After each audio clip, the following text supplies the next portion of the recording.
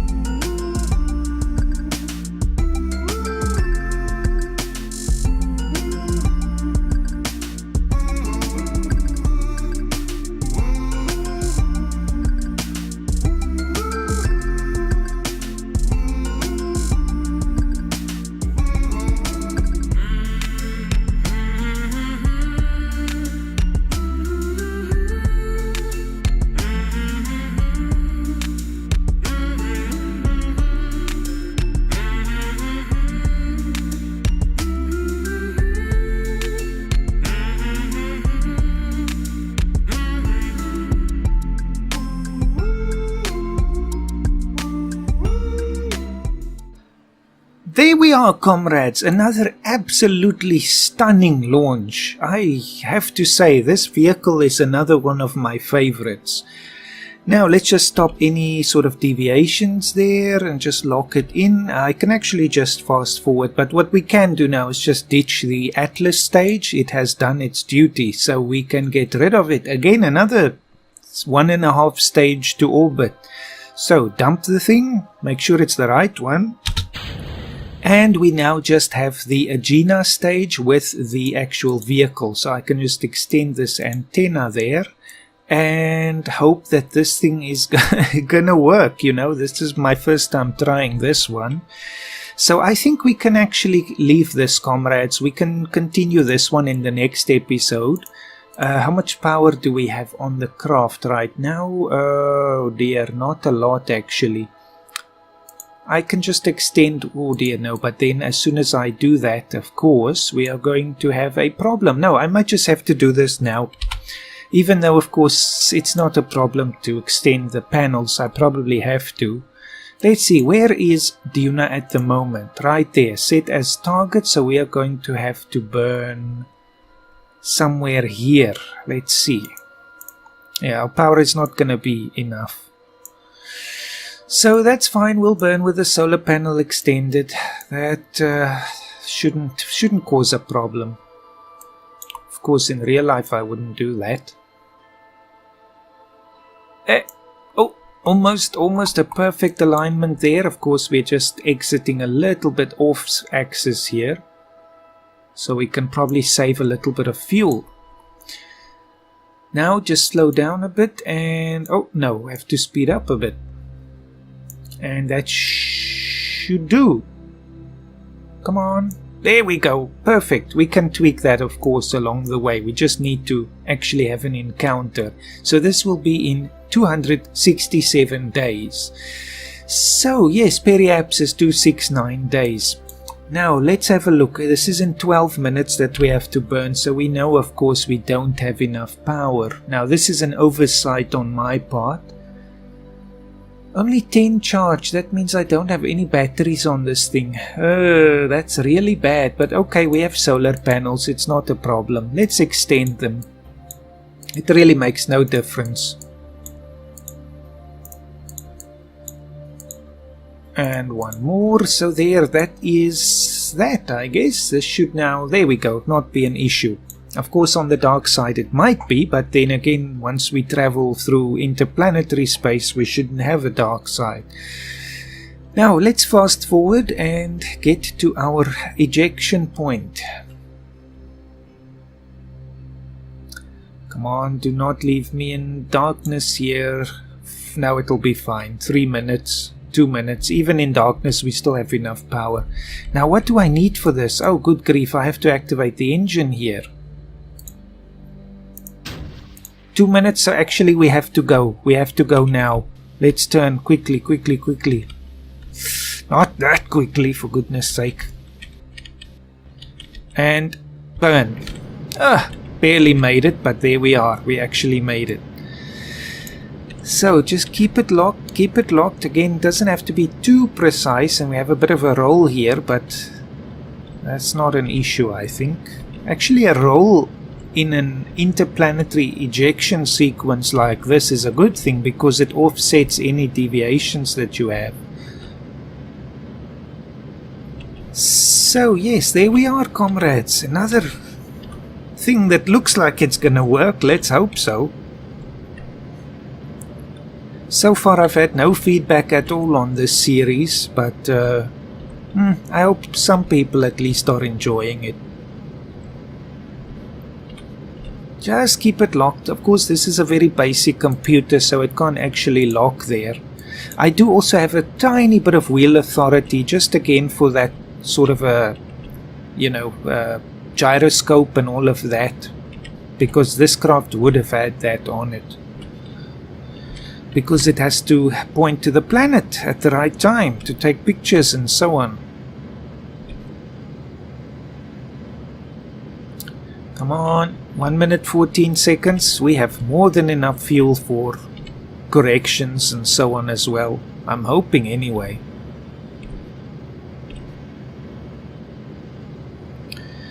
So we are of course burning monopropellant, and we have 117 liters left.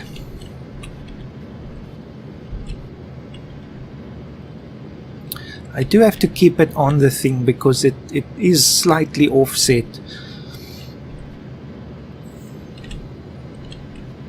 Almost done, 30 seconds. Oh, good grief.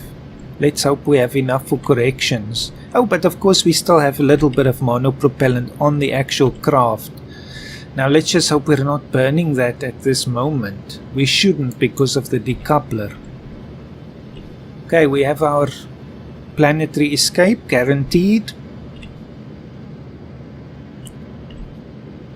5 seconds. 4, 3, 2, 1. Cut it. It's gonna go a bit more. So 1.2 meters per second off. I think that's perfectly fine. Power we still have enough, and we have a tiny bit of monopropellant. Now, good grief, let us hope this is enough. This could be a problem, comrades. There is a tiny tank here. Let's hope the thing didn't use it now. And of course it did. Now, stop the RCS immediately and transfer any remaining fuel. Or is that all that is left? Okay, well, miscalculation there. There's actually nothing else left on the Agena. Okay, well, ditch it then. At least now, because the craft is now much lighter, any monopropellant that we use will be much more efficient. Let's really just hope this thing is gonna work now. We do have an encounter. So really that is after all the only thing that we want. So we're gonna get there on day 271. So we'll tweak that a tiny bit, and of course it will be so efficient from far away, it will be enough. Good. Barely made it, comrades. Now this is literally by the skin of our teeth. Right, comrades, it's the present me again. Welcome back. Now you see how we got to this point. You can see there's the complaints the mole is running out of food, water and oxygen, but now it is still at 9 days. So what I am going to do is I'm going to fast forward a bit now, and then we'll watch as the Mariner continues its escape here, and then when we reach 1 day we will return our brave crew. After all, we've been struggling to get a crew to spend the full mission duration in orbit, or in space at least. So yes, there we go. I was looking back again at the episode in which we launched. That would be this episode. You see, even I'm getting confused now. At any rate, I look back at the launch of this craft, and really we have, it's a miracle, comrades, that we actually pulled the thing off, because at the end of the day we have how much monopropellant left? 17 liters, and yet we still made it. Comrades, that if that launch was a tiny bit less efficient, we would not have made it. So this Mariner is a bare bones thing, but by some miracle, comrades, we made it. Now, let's see, we are escaping here, so we of course now have continuous sunlight, so this is no longer a problem. Let me just change our orientation a little. Of course it does not really matter. Is it working? Yes. There's such a little wheel authority here that it's barely noticeable, but it's happening.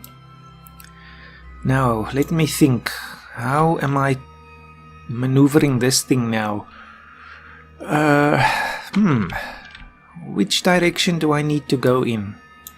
We're obviously controlling it from the probe core, so I should just be able to point straight up. Yes, that's it, I think. No, that's not quite right. Oh, it doesn't matter at all. I'm being extra again. Yes, so there is of course the Agena that barely made it. Actually, it was burning the Mariner's fuel for the last part of that burn. So we actually have to point towards the ascending and descending nodes there, or whatever those things are called. I need to see the buttons to know their names now. It's been a while since I recorded the last section of this episode. Okay, so there we are. Now this is more or less how I want things. It doesn't matter, but you see now the camera is pointing in a nice way, and of course there's no real need to take pictures here. We've seen Kerbal. So let us continue until we reach 1 day. So we are now having our second intentional satellite to escape Kerbal's sphere of influence. Of course, we had some accidents with the various probes that were also ejected, but this is an intentional one. So there it goes on its merry way to Duna for the very first time. Now, have we escaped? There we are. We actually escaped. So we still have a few days left. No, let's continue fast forwarding. Okay, this thing is now giving me all sorts of alerts here. It's now red. 5 days, but I wonder why. I guess it's because if you're doing very fast time warps, then 5 days will still pass in a flash. But we can continue a bit more. Electricity is not an issue. I just want them to have at least 1 more day of supplies. 3 hours, 2 hours, 1. Okay, stop. 5 hours. This is it, comrades. We can still see Kerbal right there.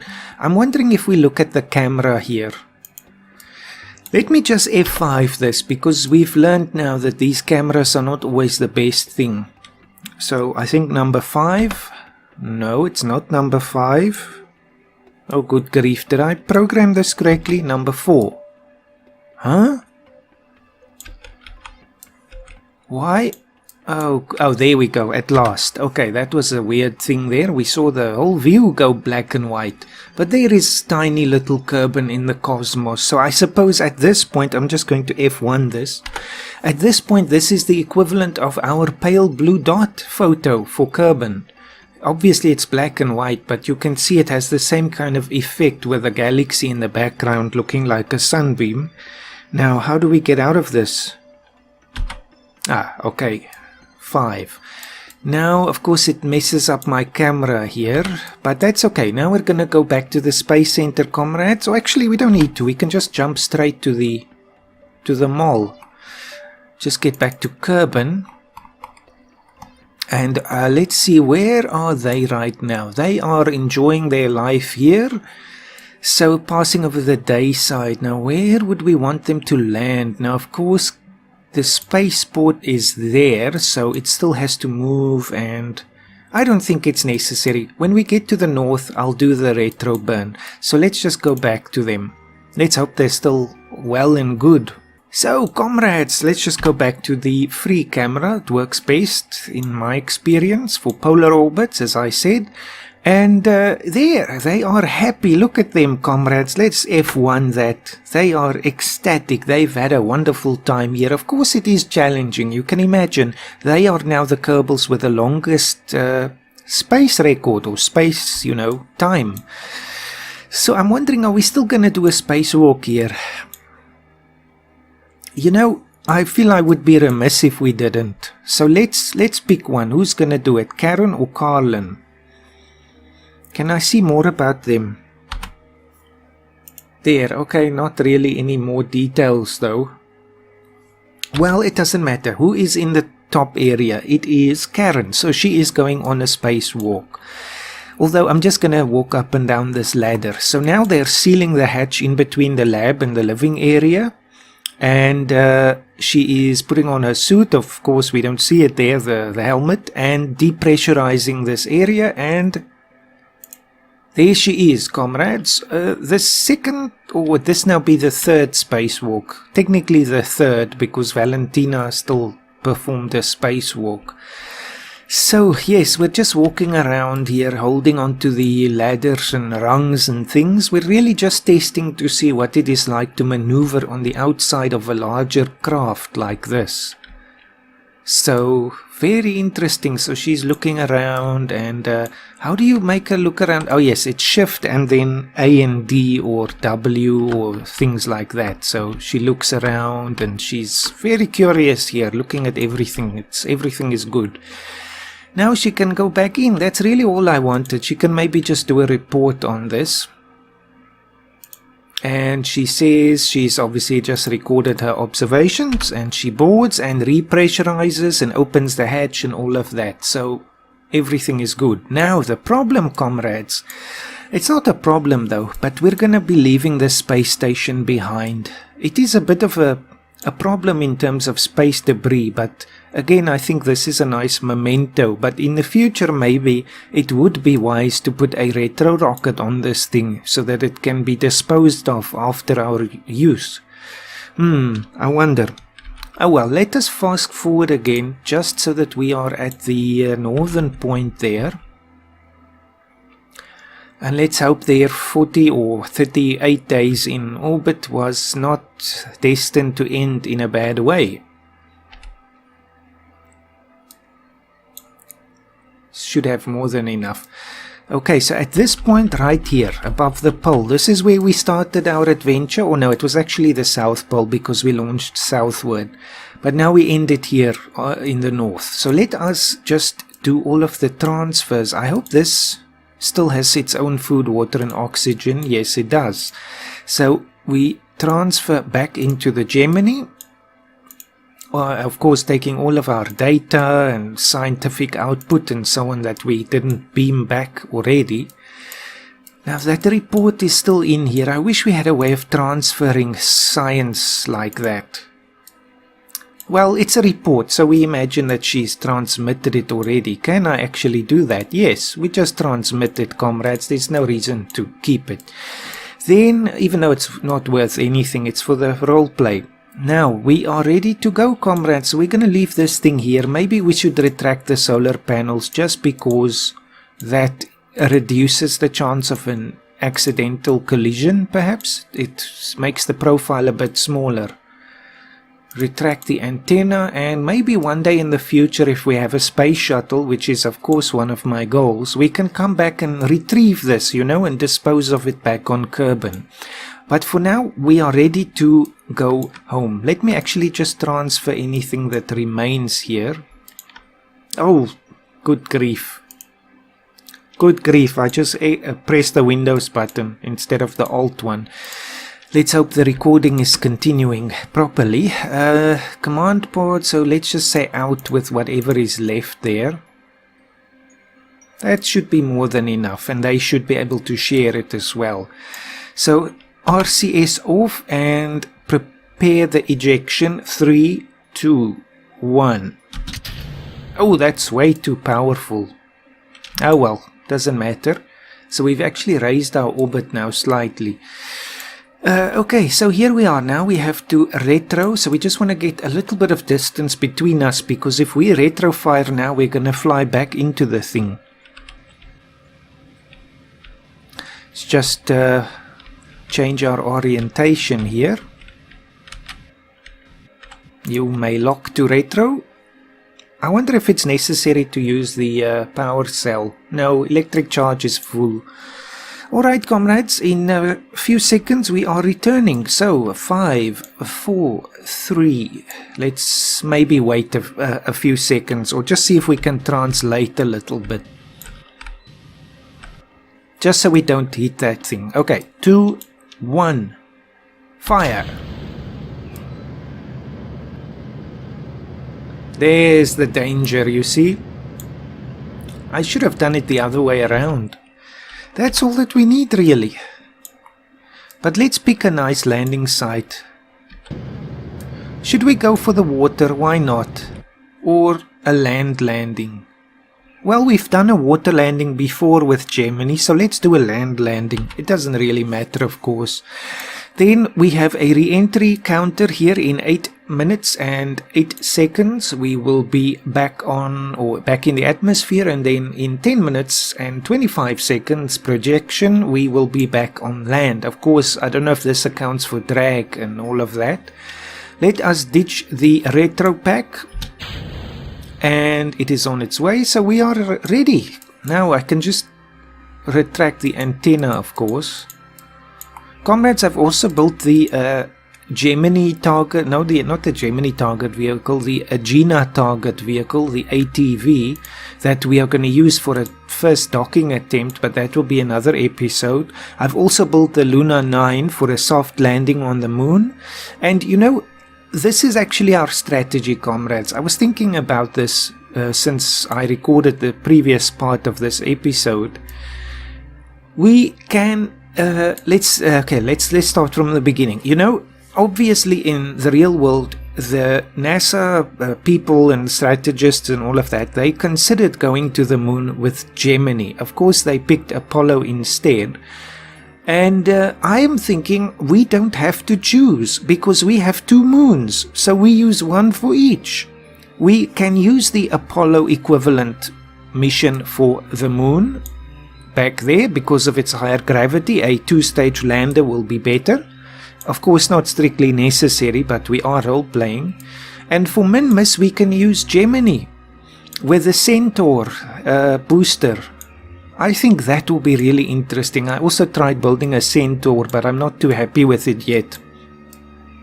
Now, of course, the only drawback with that, comrades, is, well, we have 2 choices. That's not the drawback. The drawback is the small space here. Of course, in real life, if the crew went to the moon in Gemini, you can imagine this capsule has the space equivalent of the front seat of a car. Now, you're sitting in the front seat of a car for days on end to travel to the moon and back. Now, that's not very pleasant, comrades, but I'm sure our Kerbals would be happy to do that. Of course, not too much, you know, or too often. But you know, that is a good option. So of course we have 2 choices, and maybe we can even use both. The first one is to use Gemini with its micro lander that they planned for that purpose. But of course that's a 1 Kerbal lander then. I'm not sure if I want to send 1 Kerbal down to an alien world alone. Of course, it's not an alien world, but you know, there's always the possibility that something can go wrong and all of that, and it just doesn't seem like the very friendly thing to do. And the Kerbals are very friendly and sociable, of course. So, the other option is, of course, the Gemini direct ascent. That will land the whole craft on Minmus and back, of course. So, that's the other option. Maybe we can, I don't know, we can use the micro lander maybe. It's not a problem. I don't know. But that stuff I'll still think about. Anyway, let's fast forward while I'm rambling here. Just so many options, you know. Alright, we are now back in the atmosphere, so we are just positioning ourselves here. Okay, no need to go that wild. Okay, everything is off. We are in our descent configuration, so we will be going home. So comrades, I will speed this up again for your sake, and I will see you closer to the ground.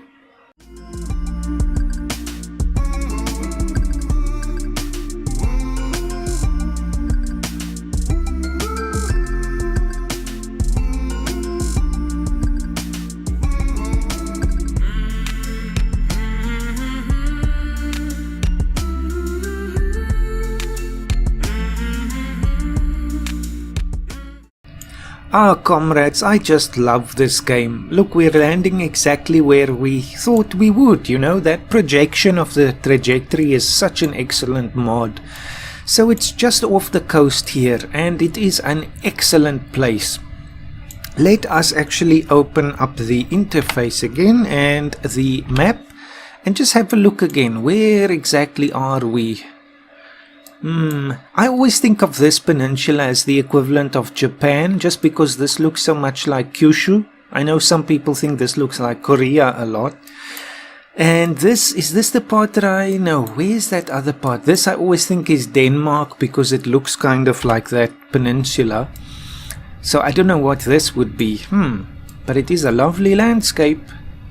I think we can take out the drogue chute. Is that now number 9? I think so. Yes. Now is not the time to press the wrong button. Just look at these clouds. Eesh, so excellent. Let's have a look here. I always thought if this is Denmark here, then this is the German equivalent. So I suppose this would be France. Again, there's no real equivalents to Earth places here, but I like to imagine sometimes. So we are landing in northern France, equivalent, Kerbal equivalent, of course. Lovely landscape here. So we are just going to wait until we're under a kilometer, then I will detach this drogue chute and release the main parachutes. There we go. So now we will slow down even more. So it's very gentle, comrades. That's really the point of these double parachute systems. So here we are. Lovely landscape, and I guess I'll just time warp a little bit. The mission is a complete success. Real heroes here. Lots of science as well. Oh my good grief. Was that necessary? That's the nose cap, of course, the docking part crashing into the ground with such a force. I'm getting a heart attack. Don't do that. Okay, we are ready with 6 meters per second. Still a hard knock. But a very comfortable landing. Of course, our seats are built with what did the Kerbals call it? The crumple zone technology. And of course then to absorb the shock or whatever. So now we will just recover this and then continue, of course, with the trip to Duna. Global warming has happened, comrades. Of course, this is one of the bugs with the scatterer mod, but it'll be gone the next time we load up. Let's just see. Oh, so many medals and ribbons and things, but they don't actually have the same. It's because of the spacewalk. So, solid fuel, 10% of the ship mass. Interesting. First Kerbal in space. That's not accurate, but okay. First EVA in space. Again, now we remember, of course, we had some missions before this. First Kerbal orbit EVA. First Kerbal EVA. Mach 3. G-Force 3 and landing on Kerbal. So, many achievements, comrades, but of course these ribbons must be shared with Valentina and Jebediah. Now let's go back to the main focus of this episode and go to Duna. And here we are, comrades. Let's just have a look at the map. Where exactly are we and where are we going to encounter the red planet? Let's just see here. Because now we have to do the tweaking, because there's no opportunity later, because there's so little fuel, of course, but at this point it's so efficient, so we have to do it now. There's even the descending node, but it's almost negligible there. Let's put a burn actually at that point in 6 days. Then we are going to just see, of course now we also have to plan that we will be passing. If we pass on the outside, we will be on the dark side of Duna when we have our closest approach, which I don't want, so we should be on the closest side there. Let me just think about this. Anyway, we'll have to raise this up. No, don't take too much fuel. 30 meters, we should have that. And bring it, no, the other way. Uh-oh. Well, oh, good grief.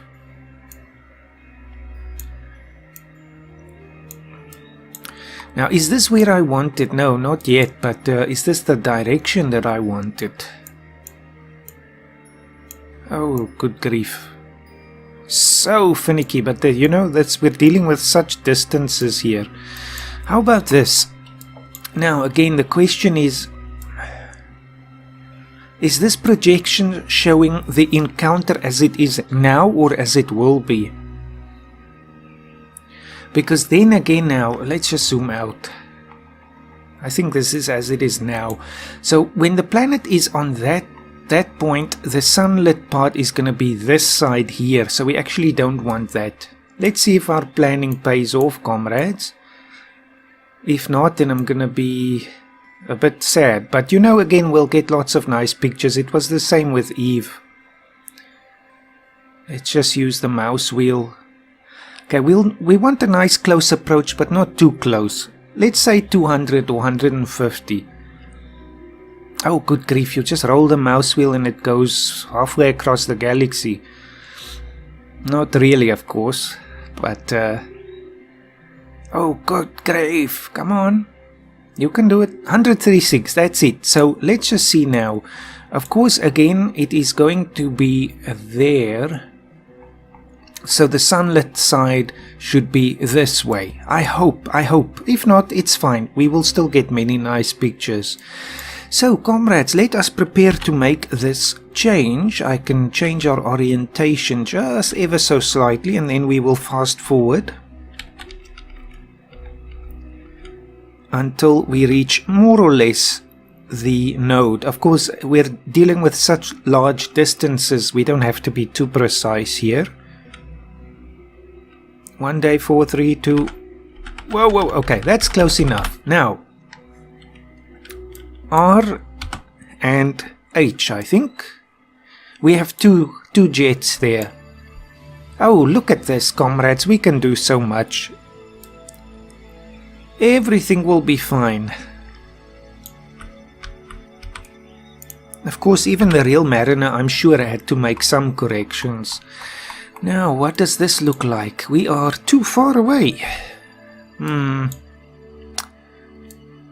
Well, I guess we'll have to tweak a bit more. It's because of the slight time difference in our burn there. Let's put it in another day and see if we can get it even closer. Oh man, you can barely touch the thing. No, cancel that. Actually, we could do the rest of it right there when we are inside the sphere of influence. We will still be very efficient because we've done most of the change. Even if we can't, 500,000 meters is not terrible. So, let us proceed with the enormous time warp, comrades. Luckily, we have no Kerbals anywhere depending on life support, so we are free to fast forward. You see, no vessels. That's what I want. So I'm going to just go for here in 240 days, warp here. Now the other question, stop right there. Oh, that was weird. We didn't have communication there. Wonder why. The other thing was just now this. In 60 days we're going to have a window to Eve. And I was thinking about sending the Venera impactor. But we could always do that another time. I don't think so. You know why? Because I am now thinking these days that it's much better to do one main mission per episode, just because then if people see, this is Mariner 4, that's in the thumbnail and that's in the description, then that's what they're gonna see. Of course, we throw other things in as well, like the return of our mole crew and all of that, but I don't want to now start doing the Venera one as well. I think it was Venera 3. That's bringing in too many things at once. Let's finish this one first. We can pretend they are planning the Venera mission. I still have to build that actually. So we are on our way. Of course, there is no probe control again for some weird reason. There should be. It worked for Eve, this antenna. And luckily we are losing distance there, but oh well, we'll see. Let's slow down and oh man, this is terrible. Terrible. We might lose communication, comrades. We might lose communication. This might be a fail after all that. Can I see the percent? 23%. We can work with that. Let's continue. I'll just have to watch the percentage if it doesn't black out again. Okay, when we warp fast, we don't get a readout. Still fine. 10%. Ooh, cutting it close.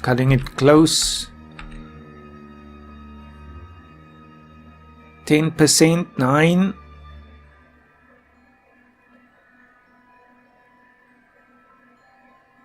Holding my breath here. Okay, I think we'll be fine, comrades. 8%. That's fine. We still have our communication. It's a garbled image, but it will be an image. We are here, and our planning seems to have been correct. it's on the day side. Good grief, comrades. This is the virtue of actually planning ahead. Now, can we make the requisite change to get some really nice pictures here? Let's see. Just a bit closer, you know. Oh, that'll be easy. 181. Let us get even closer. Remember, this is our first view of Duna, and we have had so many legends and myths about this planet, just like with Mars on Earth. So we're going to try and go 109 kilometers. I think that's fine. So let's do the rotation. No, not with the RCS. Use the gyroscope. And then once we get to that point, we will just do this burn. We could even do it now.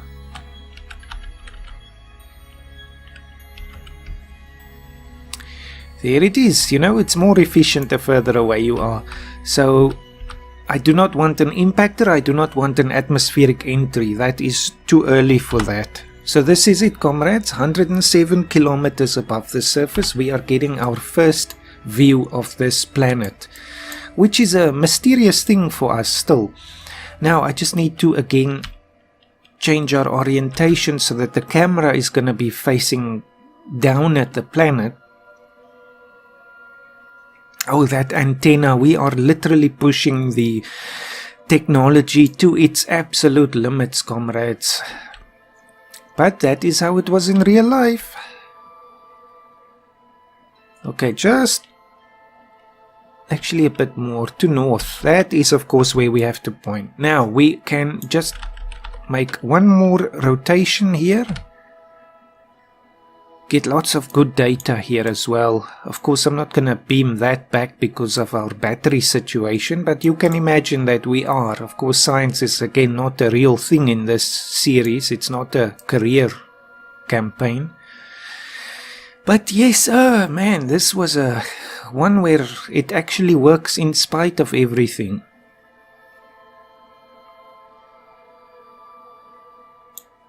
I think that should do. Let us go closer. Very exciting. Let's just keep an eye on that percentage. This also means we're not losing 7%. We're not losing communication on the dark side. Okay, I think we can take our first picture here. Let me just get us back to the north again and roll slightly.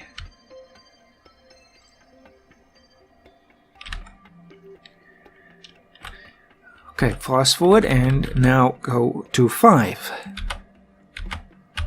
It's not working. Bizarre. Now the question is, if the 5 is not working, oh, it's 4 of course. Well, let's not broadcast that, comrades. There we go. That is now a very weird picture. I think we'll just have to see if I can't face us up a bit. Take the mouse out of the way and F1 that. Bang, there is our first view of another planet, or well, other than Eve of course, and another planet's moon. We've never seen another planet's moon up close yet. So 655, there we go, and then just get our view back again. Auto, good. So we can just continue. I'll just F5 this again in case.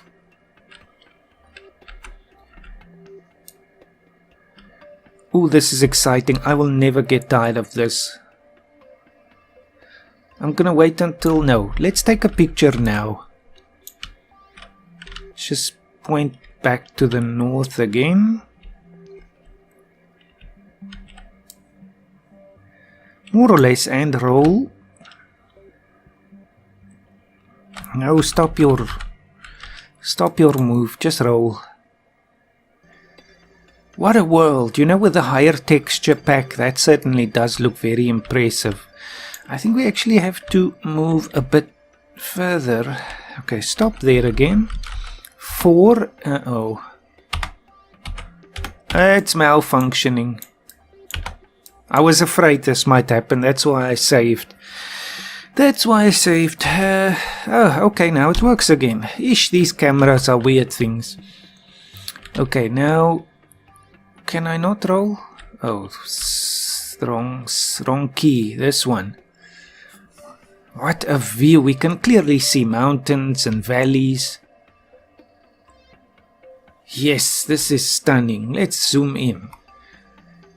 Such nice features here. Of course it looks very bland. We're still far away. But we can see the atmosphere there. We can see the ice caps up close now, so we can really start getting some data about that. We can see the rolling terrain here. We don't see any oceans, of course, so that confirms what we could see through our telescopes.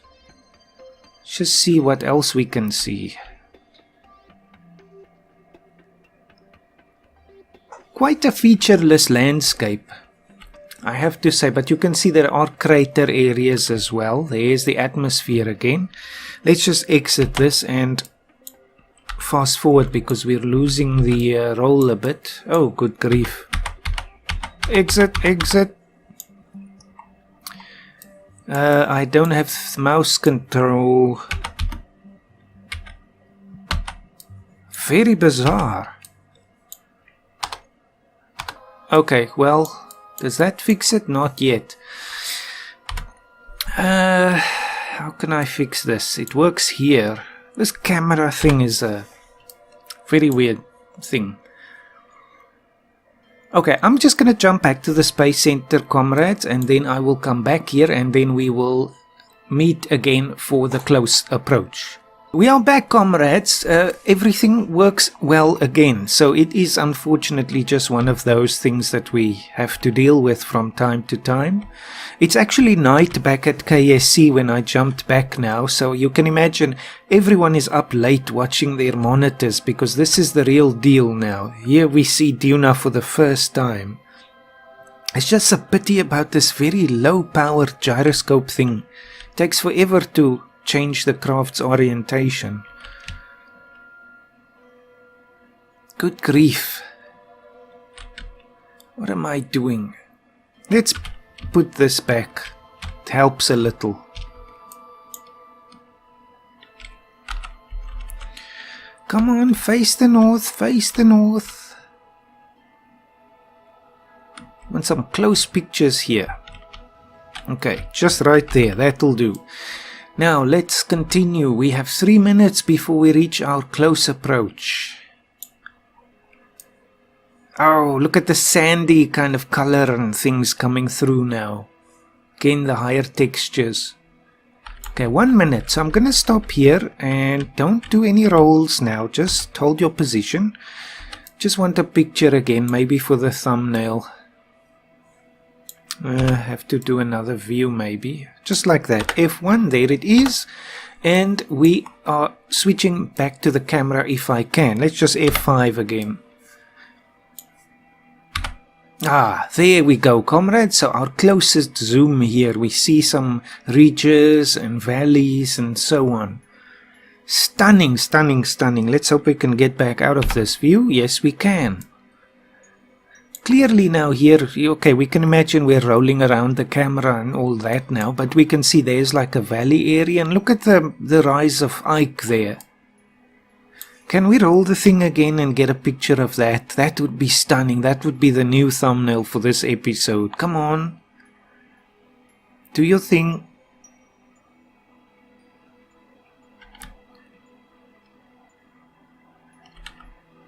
Fast forward and stop and 4. Oh, it's all messed up again. Come on. No. Oh well. There. Good grief. Come on, you can do it. You can do it.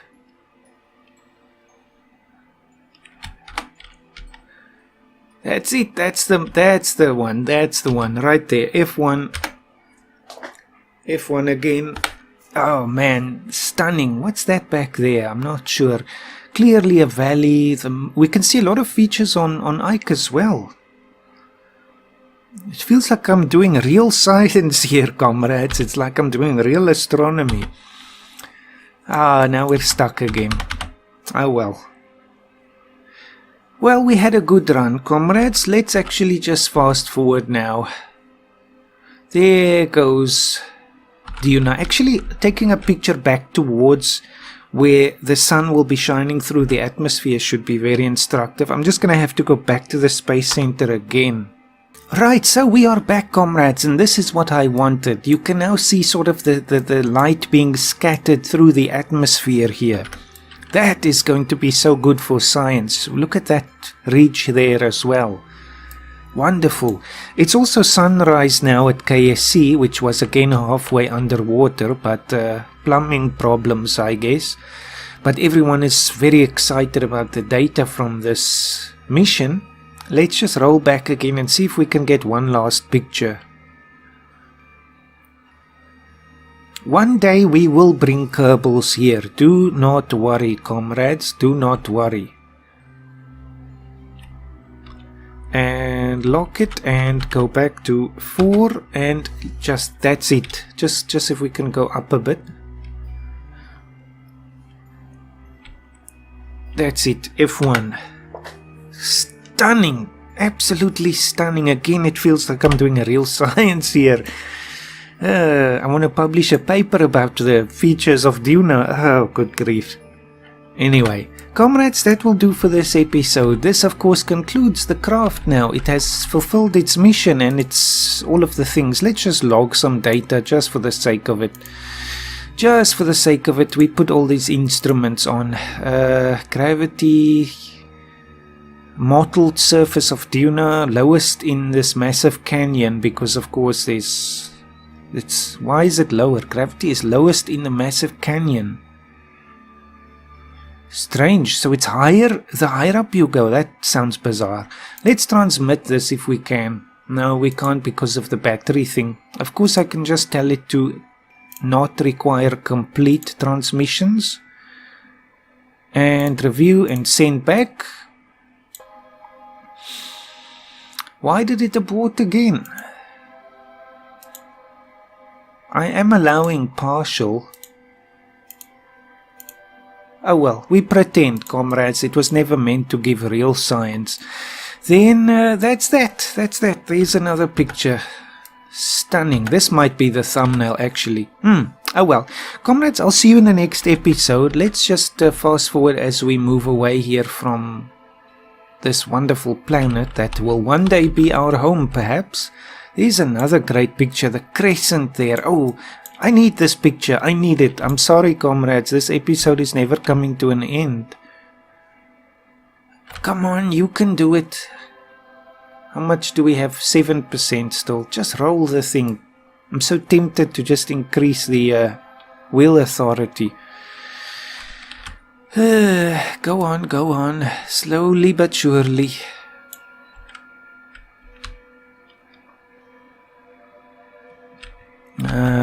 Just go back. Now, of course, again, I'll lose control here. Where the...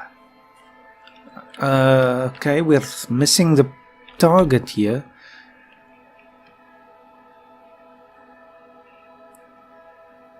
Is it this way? No. Okay, I'll just roll around. It's easier than stopping and rolling back.